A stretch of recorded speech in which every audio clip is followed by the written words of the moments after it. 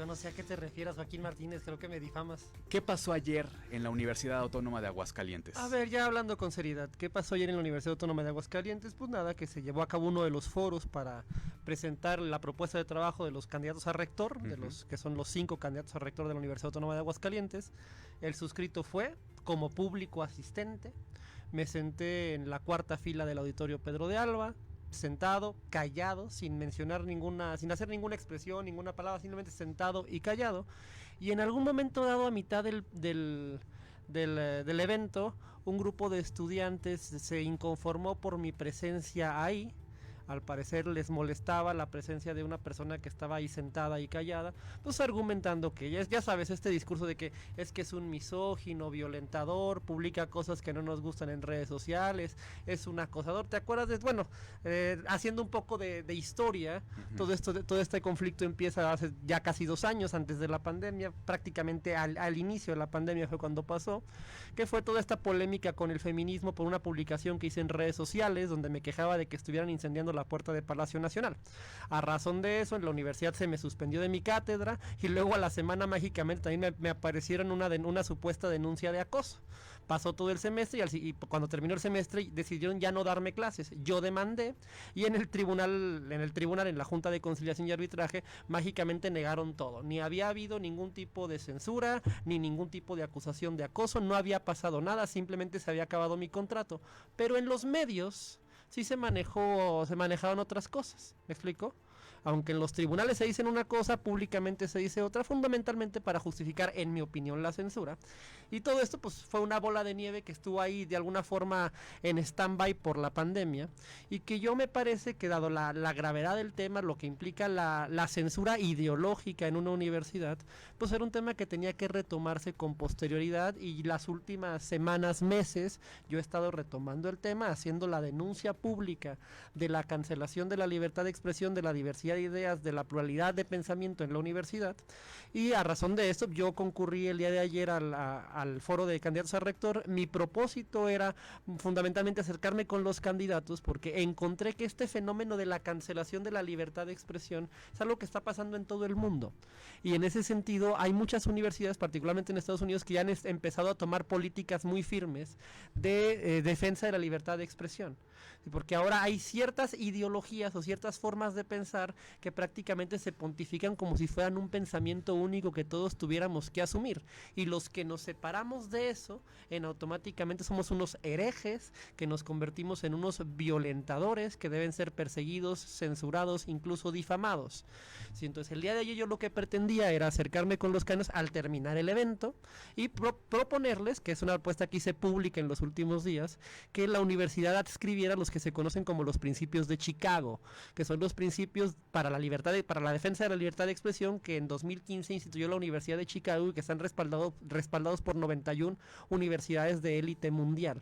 Yo creo que la universidad tiene que asumir con gran seriedad este problema que se está suscitando particularmente con las nuevas generaciones, con los chavos que están llegando ahorita a etapas universitarias, de estas tendencias a las cancelaciones, a lo que se llama funar a una persona, lo que son las histerias, los linchamientos en redes sociales, lo que se llaman también estas neoinquisiciones. Por ahí hay un libro de Axel Kaiser que maneja este concepto, que lo estamos viendo constantemente, donde por cualquier tontería, por cualquier estupidez, a las personas son básicamente linchadas, destruidas socialmente, se pide que se les corran de sus trabajos, se impide que haya un diálogo, ni siquiera hay un debate argumentado. Simplemente cuando tú atentas contra algunos de estos dogmas ideológicos, pues básicamente lo que hay es una reacción profundamente emocional, y lo que sucede es que en los campus particularmente, pues básicamente las autoridades por miedo ceden al tema de la censura y básicamente persiguen a este hereje o a esta persona que de alguna forma ha cometido el pecado de rebelarse contra el pensamiento político dominante. Ayer te decían,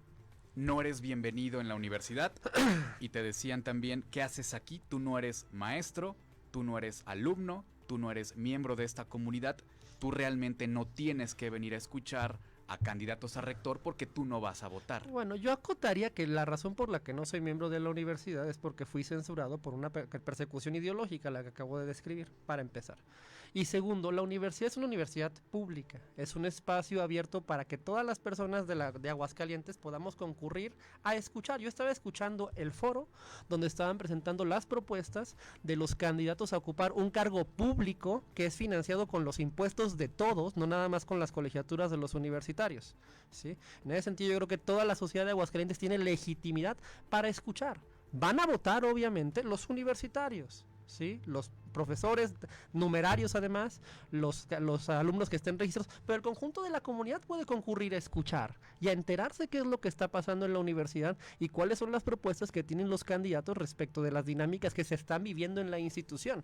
Me parece que eso es algo perfectamente legítimo. Me parece que en la universidad no puede haber personas indeseables o ideas o ideologías que no puedan ser de alguna forma admitidas, al menos al debate. Yo no les estoy pidiendo a estos grupos que estén de acuerdo conmigo, ¿sí? Yo les digo que en todo caso podemos coexistir sentados en un auditorio, escuchando a los candidatos, o en todo caso, si quieren, polemizamos, lo discutimos racionalmente, dialogamos, y a lo mejor no llegamos a un acuerdo, pero cuando menos nos reconocemos el derecho a coexistir en un espacio.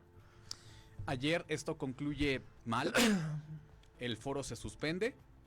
A ti te sacan escoltado de la universidad. Bueno, más que otra cosa, yo decido cuando termina el evento, cuando se suspende, a mí no me sacaron, también debo de decirlo, no me sacaron por la fuerza, simplemente pues me pedían que me saliera, yo les dije que me parecía inaceptable que eso sucediera, que si me querían sacar tendrían que haberme sacado por la fuerza, ¿sí? Yo no iba simplemente a ceder a un chantaje en una universidad, porque lo que eso significa y lo que implica además en términos de dignidad personal, ¿sí? Yo no estaba ni agrediendo a nadie, ni haciendo ninguna manifestación de ningún tipo, yo estaba sentado y callado en una banca. Tengo que reiterarlo, sentado y callado.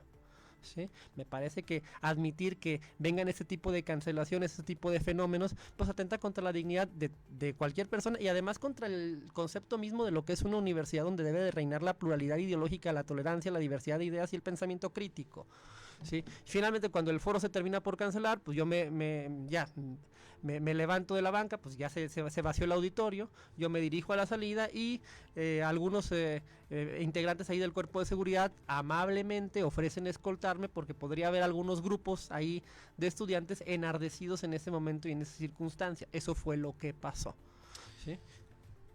¿No advertiste que tu presencia iba a ser una provocación? No, es que la presencia de una persona convertirse en una provocación me parece complicado de entenderlo así. Sí, o sea, el hecho de que un individuo pueda sentarse en un auditorio a escuchar un evento público, entenderlo como una provocación, me parecería un exceso, me parecería que estamos abaratando el concepto de provocación. Sí, me parece que si una persona va y grita y hace un despropósito ahí en el evento, podrías entenderlo como tal. Si agrede, si insulta a una persona, pues puedes entender que hay una provocación. Pero si hay una persona que simplemente está sentada escuchando un evento en silencio, eso es una provocación. Digo, yo lo pongo a la consideración del público para que cada quien llegue a su conclusión.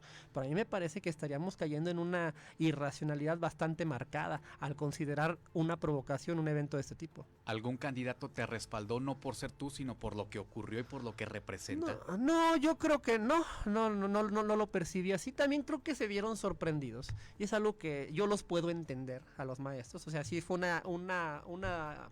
un episodio que para muchas personas podría resultar sorprendente. Yo desde hace 2 años me dediqué a estudiar estos temas porque quería entenderlos y los estudié prácticamente en todo el mundo. Esto está pasando en México, en Estados Unidos, en España, en Chile, en Argentina, en todo el mundo está pasando esto en las universidades.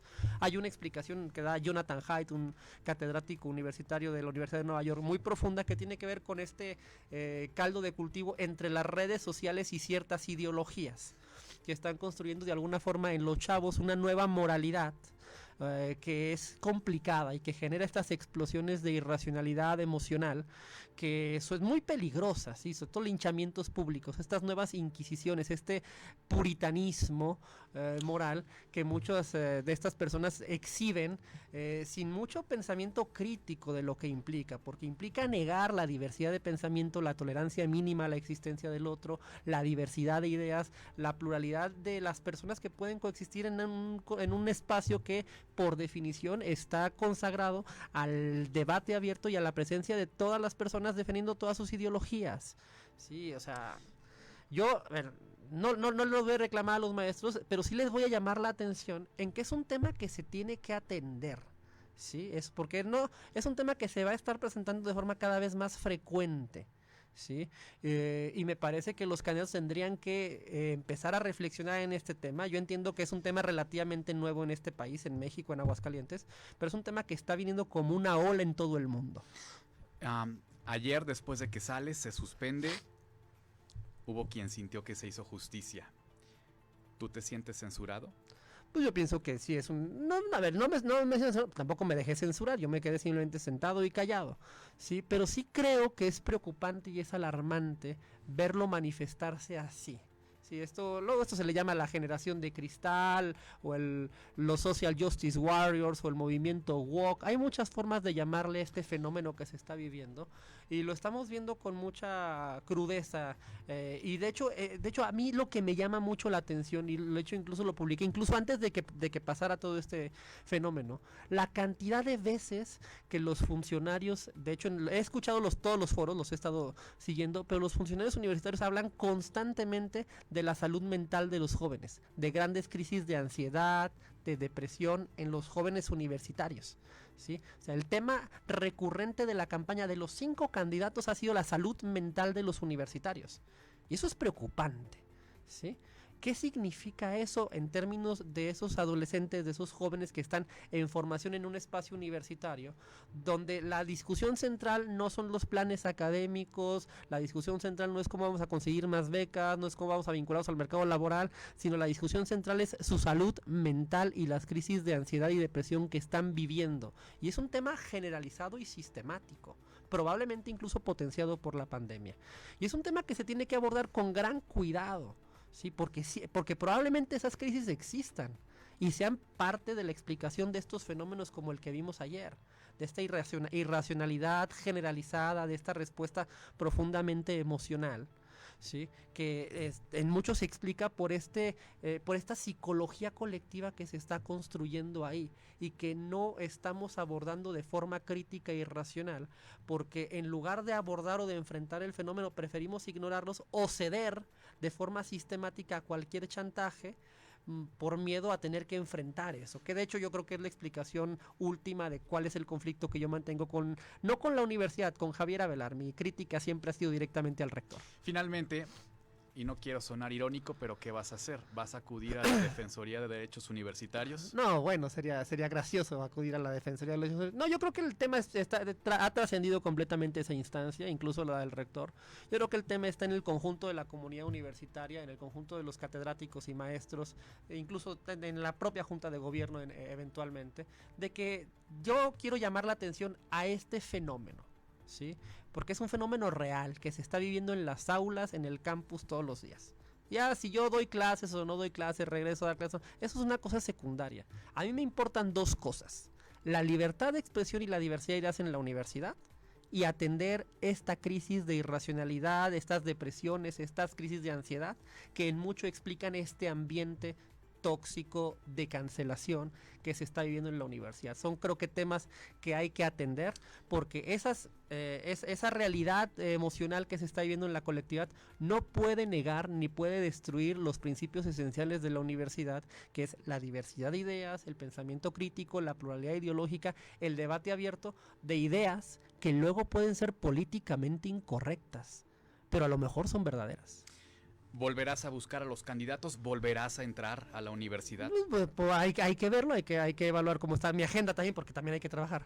Sí, pero vamos a buscar alguna posibilidad. Pero yo creo que el tema es la reflexión colectiva de lo que está pasando, más allá de conseguir la firma o no la firma para los principios de Chego, que yo insisto que deberían de darles un ojo, porque es una política muy bien estructurada y además respaldada por 91 universidades norteamericanas de élite. O sea, estamos hablando de Georgetown, George Mason, Harvard, Yale, ¿me explico? O sea, universidades de élite que ya vieron este problema, porque es un problema, global, que tiene que ver con las redes sociales y los teléfonos celulares, ¿sí? Y que ya lo están atendiendo, Sí, y me parece que en la Universidad Autónoma de Aguascalientes tenemos que atender ese problema y tenemos que empezar a ser más sabios en la forma en la que lidiamos con estos fenómenos. Sí, no podemos simplemente ignorarlos o cancelar o ceder a caprichos o aventar a la hoguera a cualquier persona que estos grupos de activistas quieran simplemente sacrificar a su corrección política o a su pensamiento dominante. Alan Capetillo, gracias. Mi estimado Joaquín Martínez, mucho gusto. Bienvenido, 7:59, vámonos con Zona Kids.